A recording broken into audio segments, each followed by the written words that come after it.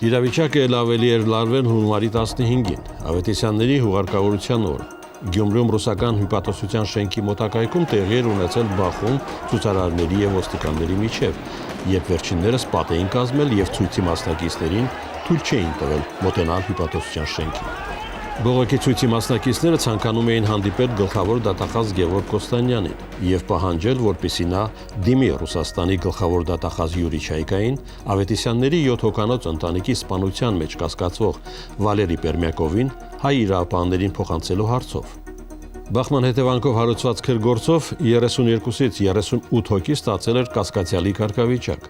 իսկ 10 հոգու մեղադրանք էր ներկայացվել խուլիգանության հասարակական կարգ խախտելու հոդվածներով։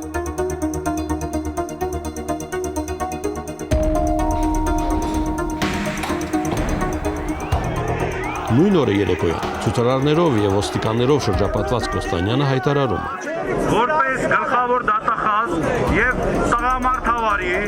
ձեզ ասում եմ, որ ես 100%-ով միանշանակ դիմելու եմ այս պահանջով Ռուսաստանի գլխավոր